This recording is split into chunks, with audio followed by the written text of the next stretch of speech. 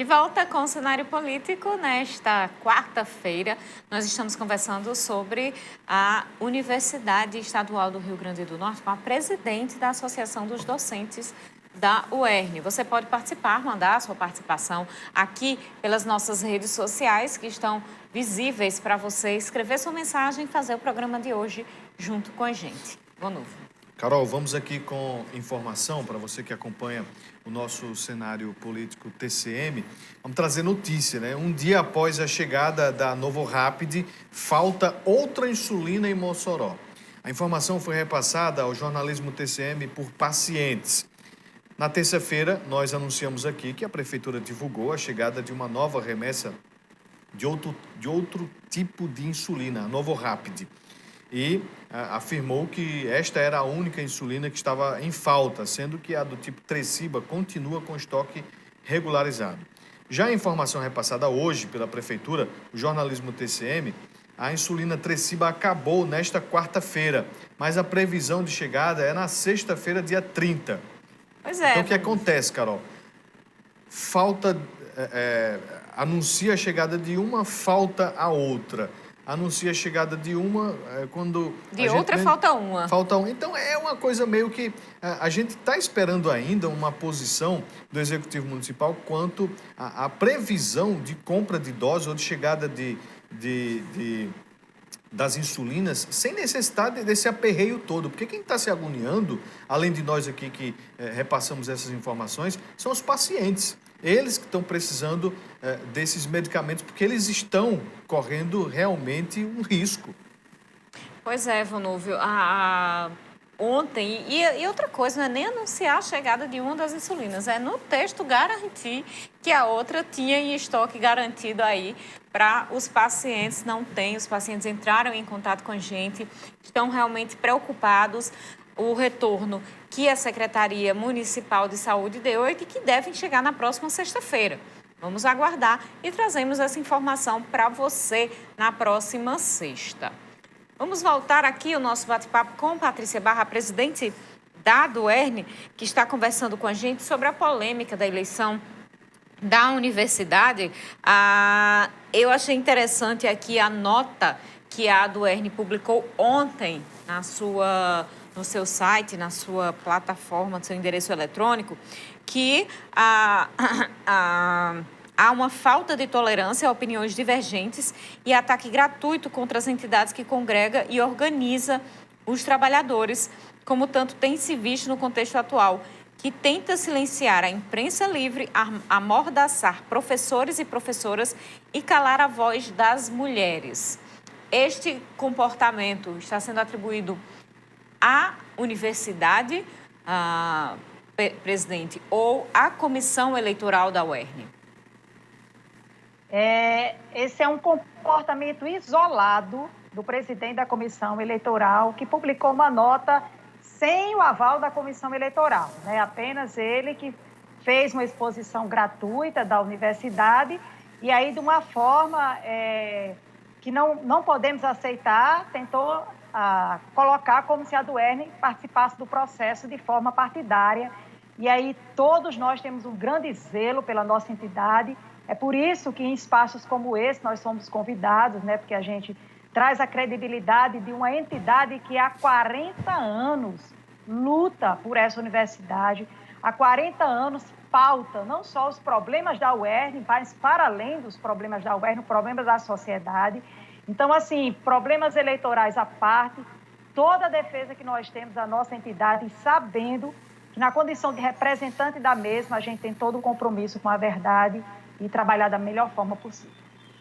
Então, professora, a senhora citou agora há pouco, no final do primeiro bloco, com relação ao cadastro, né? O cadastro para a participação de todos.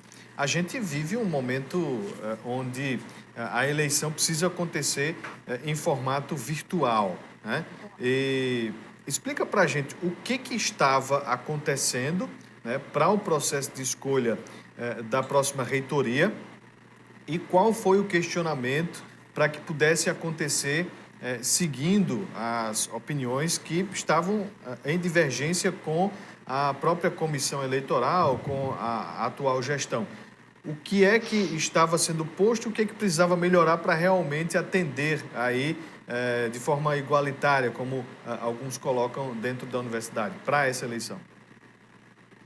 Olha só, em primeiro lugar, toda experiência nova, todo momento novo, especialmente vivido nessa excepcionalidade, é um momento de aprendizado. Então, a universidade optou por fazer uma eleição com base na segurança, totalmente virtual. E o equívoco que aconteceu é porque, para entrar na plataforma virtual, claro e evidente que a gente tem que ter uma porta de entrada. E a porta de entrada era fazer um cadastro numa nova plataforma, porque aquelas que a universidade dispõe, elas talvez não garantissem esse suporte para uma eleição de tão grande porte como a eleição para reitor e vice-reitor. Então, infelizmente, o grande equívoco foi que se estabeleceu o cadastro, que em vez de ser a porta de entrada para eu entrar no sistema, o cadastro foi colocado como um item obrigatório. Então, infelizmente, na véspera da eleição, o cadastro fechou e a gente tinha aí que nem 100% dos professores, a gente tinha mais de 50 professores que não tinham conseguido fazer o cadastro e nem metade dos alunos tinham conseguido fazer o cadastro. Então, em razão disso, uma das duas candidaturas entraram com mandato de segurança, alegando que nem todos, no dia da eleição, tinham condições do exercício do seu direito a voto. Então, por isso, a eleição foi suspensa, né? Então, por causa disso. Na verdade, o equívoco não é ter pensado o cadastro tudo ok. Talvez o equívoco foi a gente chegar na véspera da eleição e ver que o cadastro não tinha contemplado a todos e a gente não ter, então, feito esse diálogo, mas isso foi feito após a suspensão judicial. Então, a boa notícia que eu tenho para dizer é que, embora a eleição ainda esteja suspensa, já está existindo diálogos dentro da universidade, soluções já estão sendo construídas, porque a universidade tem todo o potencial para a resolução desses problemas e, em breve, nós já teremos uma nova data para as eleições de reitor e vice-reitor na UERN. Professora, mas se a eleição não era, a votação, na verdade, não era obrigatória, né? Existe essa relação também, né? Não é obrigatório o voto. A necessidade de fazer lá o cadastro é para quem queria, ali no momento, votar.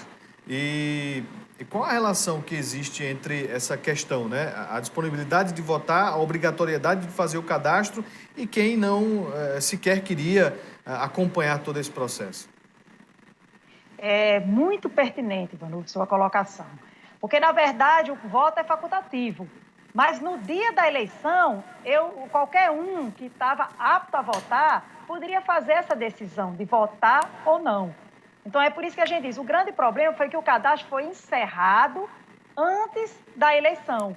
E as pessoas que poderiam apenas fazer essa reflexão no dia da eleição, se elas não tivessem feito o cadastro anteriormente, elas não poderiam votar. Então, se esse cadastro não tivesse um prazo, talvez a gente não tivesse tido esse problema. Mas, infelizmente, ele foi encerrado antes da eleição e, no momento que ele foi encerrado, tinha uma baixíssima adesão, principalmente dos discentes. Patrícia, em relação à autonomia da universidade, parece que o processo está andando, está havendo formação de comissão, aliás, início dos trabalhos da comissão? Perfeito, né? Vale salientar que o debate pela essa luta de autonomia financeira não é uma luta por uma autonomia financeira, né? Porque a gente deixar aqui bem claro que quem é responsável por fazer a manutenção da universidade é o governo do Estado. Mas o que é que a universidade quer? Ela quer uma garantia em lei de que os recursos necessários para a universidade vão chegar mensalmente na forma do duodécimo. Porque hoje a universidade trabalha da seguinte forma, ela faz uma projeção orçamentária e o governo envia o que ele quer. E aí como é que uma universidade dessa paga as contas? Como é que uma universidade dessa planeja seu crescimento? Então agora o governo Fátima nomeou, agora no mês de março, uma comissão que já teve a sua primeira reunião e já estabeleceu que vai concluir seus trabalhos até junho. E essa comissão vai construir uma proposta de projeto de lei para levar à governadora e, em seguida, à Assembleia Legislativa, que, se for aprovada, a universidade terá garantia de que mensalmente receberá os recursos definidos em lei, conforme a receita líquida corrente do Estado. E não vai ficar a deriva dos humores de governadores se mandam ou não os recursos que a universidade precisa. Agora, essa questão da autonomia financeira da universidade já dura muitos anos. O que é que falta para que ela seja realmente, que ela se torne realmente autônoma financeiramente? Podia responder em duas palavras: vontade política. Desde 2006 que a Duerne faz esse debate, desde 2016 nós enviamos um projeto para o governo do Estado, mas, infelizmente, falta vontade política, porque, na verdade, a universidade, tendo a garantia dos seus recursos, ela conquista ainda mais uma autonomia política. Ela não precisa estar com o pires na mão ali, adulando determinado chefe do executivo. Então, quando se tem vontade política, essa autonomia vai acontecer sim. Em relação, Patrícia, a essa questão da volta às aulas presenciais, houve uma determinação da Justiça. Como é que você vê, como é que você analisa essa problemática da volta às aulas neste momento ou da ausência de aulas presenciais nesse momento? Olha, em primeiro lugar, todos nós temos consciência de que o ensino remoto não tem a mesma qualidade do ensino presencial.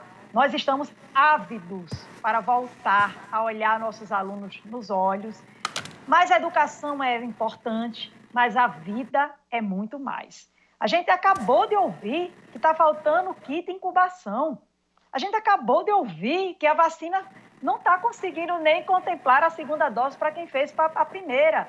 Então, como é que a gente tem uma decisão de voltar emergencialmente às aulas? Que loucura é essa? É uma excrescência jurídica, política, social, no qual a gente não consegue compreender. E é evidente que não é momento para esse retorno. Infelizmente, essa decisão ela atinge mais a educação básica, porque a universidade ela tem uma autonomia didática, mas a gente se solidariza aqui com todos os educadores do ensino base e a Duerne vai encampar essa luta, porque não é momento de voltar ao presencial, é momento de preservar a vida. A pandemia está no seu pior momento. A gente não pode desconsiderar isso.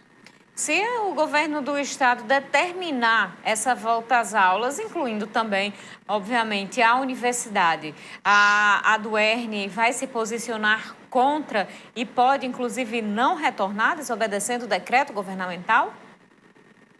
Eu acho que dificilmente a gente teria um decreto do governamental nesse sentido, né? A gente escuta, vem acompanhando aí as falas da governadora e ela parece, sim, muito sensível ao momento. Agora, a gente tem uma outra preocupação, Carol, muito pior, é que hoje tramita, já passou na Câmara de Deputados e já está no Senado o projeto de lei 5595. É aquele que quer colocar a educação como serviço essencial e aí, nas entrelinhas desse projeto, a gente teria, então, que a educação, no momento de pandemia, no momento de calamidade, ela deveria continuar à mercê dos critérios do Ministério da Saúde. E a gente ouviu já aqui no programa, mas eu vou fazer questão de dizer que, em termos de pandemia, o Ministério da Saúde perdeu o controle, nunca teve um controle eficaz dessa pandemia. Então, é receoso que a aprovação de um projeto dessa natureza, ele possa, sim, querer fazer essa imposição em todas as esferas.